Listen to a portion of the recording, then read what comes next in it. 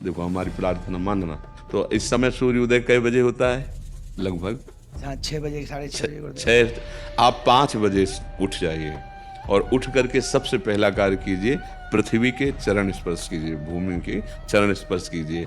और फिर आप जिस आसन पर बैठे हैं, देखो ध्यान से हमारी तरफ सुनना, जिस आसन पर बैठे हैं, जिस पे शयन किए थे, जिस सैया पर सोए थे, पृथ्वी को प्रणाम करने के बाद उसी सैया में 5 मिनट केवल बैठ जाइए और 5 मिनट बैठकर 5 संतों का नाम ले लीजिए। जैसे हम लोग श्री स्वामी हरिदास जी की जय, हरिवंश महाप्रभु की जय, हरिराम व्यास जी की जय, नागरीदास जी की जय, श्री ध्रुवदास जी की जय। 5 संतों के नाम याद कर लीजिए। इसके बाद नीचे उतरिए और पहले जो अपने माता पिता, अगर वो शयन कर रहे हैं तो कोई बात नहीं है, अगर वो शयन नहीं कर रहे हैं तो पहले जाकर माथा रखकर उनको प्रणाम कीजिए। इसके बाद आधा लीटर या पौन लीटर जितना आप जल पी सकते हैं, उस जल को आप हल्का सा गर्म करवाइए अपने माता पिता से, जो भी आपकी सेवा में हो, या अगर आप स्वयं कर सकते हो तो स्वयं हल्का सा। अगर 500 ग्राम पी जाए तो और अच्छी बात है, और इससे ज़्यादा पी जाए तो अच्छी बात है। वज्रासन में बैठना आता है? वज्रासन जानते हो आप लोग? देखो वज्रासन, वो देखो बैठ रहे हैं, ये दोनों पैरों का ऐसे करके इससे बैठकर जल पिया जाए।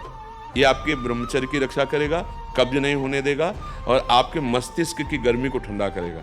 ऐसे वज्रासन में बैठकर धीरे धीरे 5 या 10 मिनट में जल पिया जाए, एकदम न पिया जाए। गिलास में लेकर के 500 ग्राम जल धीरे धीरे इसको पिया जाए। फिर इसके बाद आपको 100-200 कदम टहलना है। फिर इसके बाद आप शौच जाइए।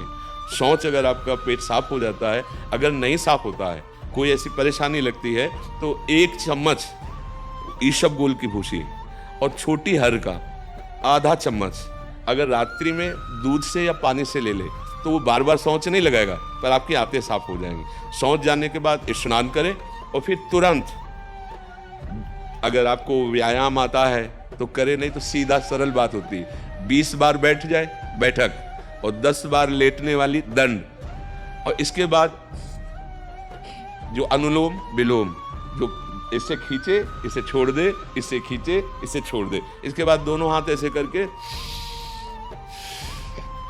7 बार ऐसे करे, सीधा खींचे और सीधा छोड़ दे। इतना ही तुम्हारे लिए प्राणायाम की आवश्यकता है। अब अपनी दिनचर्या में लग जाए। जो पढ़ाई का कार्य दिया गया है, आगे तुम्हें और भजन की बात हम नहीं कह रहे, जो पढ़ाई का कार्य दिया गया है वो भगवान की ही पूजा है। आपकी दिनचर्या जो आपको अपने गुरुजी या टीचर जी को जाके प्रमाणित करनी है, कल जो पढ़ाई गई थी आज के लिए, वो आप सुबह सुबह उस समय व्यायाम के बाद, तो आप देखना आपकी स्मृति बहुत प्रवीण हो जाएगी। अच्छा, ये आपकी प्रातःकालीन दिनचर्या है। जब आप अपने गुरुदेव के पास स्कूल जाएं तो हमें आजकल का तो अब पता नहीं, पर हम लोग जब जाते थे तो अपने गुरुजी को प्रणाम करते थे। तो जो स्कूल में आपको पढ़ाई पढ़ा रहे हैं वो तो बात है, अब आपको जो हम खास बात बताना चाहते हैं वो कि देखो अभी छोटे छोटे बच्चे हो, बच्चों में कुछ बच्चे ऐसे गंदे बच्चे होते हैं जिनकी गंदी बातें दिमाग में आ जाती हैं और गंदी बातें वो करने लगते हैं आचरण में। आप लोग इतना तो जानते ही होंगे कि गंदी बातें किसे कहते हैं। आप लोगों के पास अगर मोबाइल है तो कभी गंदी बात देखना नहीं। कोई भी बच्चा अगर गंदी बात दिखाए तो अपने टीचर से या अपने माता पिता से जाके शिकायत करनी चाहिए, वो बहुत हानिकारक होती है। कभी कोई भी गंदी बात अपने द्वारा नहीं होनी चाहिए।